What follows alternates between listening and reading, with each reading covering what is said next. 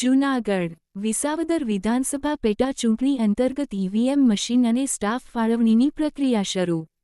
કુલ 294 મતદાન મથકનો સમાવેશ. વહીવટી વિભાગનો 1500નો સ્ટાફ ફાળવવામાં આવ્યો. પ્લાસ્ટિક મુક્ત ચૂંટણી થાય તેવા પ્રયાસો. 800મી વધુ પોલીસકર્મીનો સ્ટાફ રહેશે મતદાન મથકો પર તૈનાત. પોલીસ ઉપરાંત એસઆરપીની 3 ટુકડી રહેશે તૈનાત. કેપ 4 ટુકડી રહેશે તૈનાત. ટોટલ 3000નો સ્ટાફ રહેશે તૈનાત. વિસાવદર વિધાનસભા પેટા ચૂંટણી અંતર્ગત 161 ગામડાઓમાં સમાવેશ.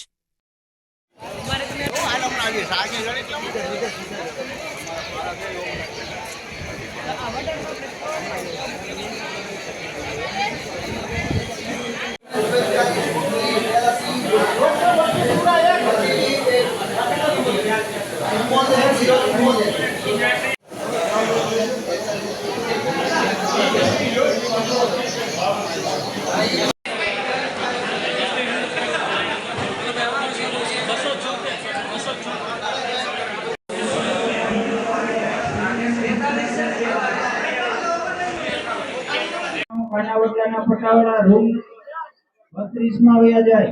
રૂમ નંબર 32 માં 87 વિસાવદર પેટા ચૂંટણીનું મતદાન થવાનું છે અને એના અનુસંધાને આજે અમારી જે પણ પોલિંગ પાર્ટી છે એને આજે ઈવીએમ અને જરૂરી મટીરિયલ સાથે અમે વિવિધ અલગ અલગ 34 જેટલા રૂટ બનાવેલા છે અને એના મારફતે 294 જેટલા પોલિંગ સ્ટેશન છે એના તરફ આજે રવાના કરી રહ્યા છે.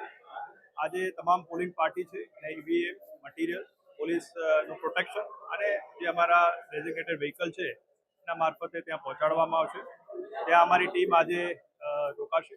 કાલ સવારે એનું જે મોકપોલ કરવાનું છે એ પ્રક્રિયા શરૂ થઈ અને સવારે 7 વાગ્યાથી જે મતદાન શરૂ થશે 6 વાગ્યા સુધી મતદાન ચાલશે. સમગ્ર આ જે પ્રક્રિયા છે એમાં આ વખતે અમે એક ગ્રીન ઇલેક્શનનો પણ કોન્સેપ્ટ અખત્યાર કર્યો છે. એના અનુસંધાને જે પોલિંગ સ્ટેશન છે એમાંથી અમે લગભગ 15 જેટલા અલગ અલગ પોલિંગ સ્ટેશનોને ગ્રીન બૂથ બનાવી રહ્યા છીએ. મહિલા સંચાલિત બૂથ પણ અમે બનાવી રહ્યા છીએ. ઉપરાંત કોઈ પણ પોલિંગ સ્ટેશનમાં પ્લાસ્ટિકનો ઉપયોગ ન થાય એના માટે બાયોડિગ્રેડેબલ મટીરિયલ પણ આપવામાં આવ્યું છે. એટલે પ્લાસ્ટિક મુક્ત ચૂંટણી એનો એક આશય લઈ અને અમે આ વખતે આજે છે એ ચૂંટણીની સમગ્ર પ્રક્રિયા કરી રહ્યા છીએ.